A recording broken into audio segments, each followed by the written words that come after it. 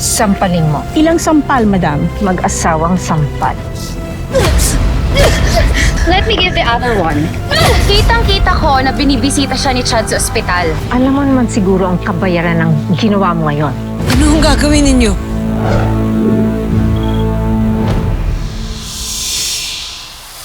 Buntis ka ba?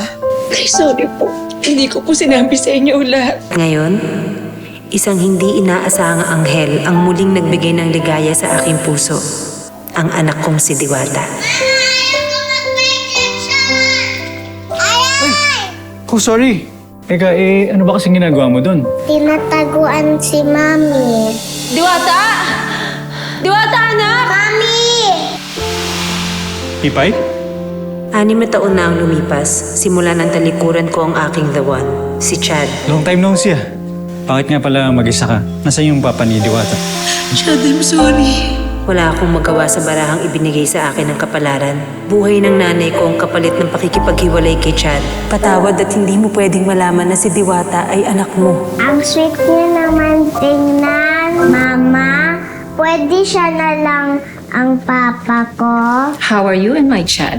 Nag-propose na ba? Kailangan ko na ng apo. Napag-uusapan naman namin ang kasal, tita. Masyado lang talaga siyang busy. Huwag ka mag-alala. Ako na ang nag-aasikaso ng lahat. Let me just remind you, successful men attract a lot of women. Kahit na anak ni Chad si Diwata, hindi siya pwedeng maging parte ng buhay namin. Chad, hindi na tayo pwede magkita. Ipay, tungkol ba to dun sa papa ni Diwata? Oo.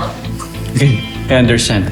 Kasalanang dadaling ko sa aking konsensya na hindi ko pwedeng ipakilala si Diwata sa sarili niyang ama. Kitang-kita ko na binibisita siya ni Chad sa ospital. Nilalandi ng babaeng to ang anak mo. Mukhang nakakalimot yung pipay na yan sa usapan namin. I will make sure that my foundation will take care of your mother's operation. Basta ang usapan natin, hindi na ako makikipagkita kay Chad. San? Ma.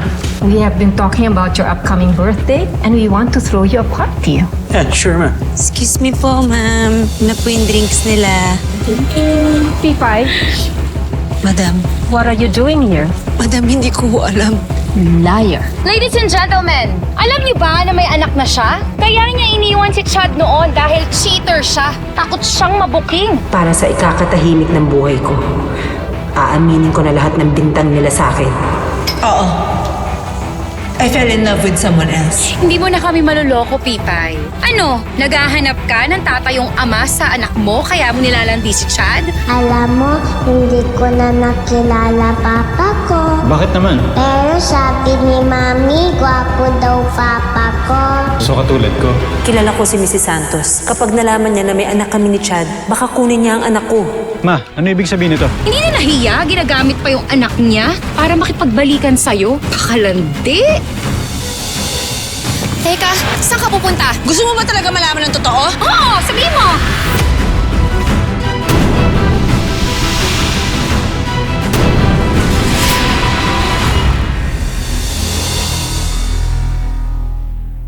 Yan ang dapat niyong abangan dito lang sa Tadhana.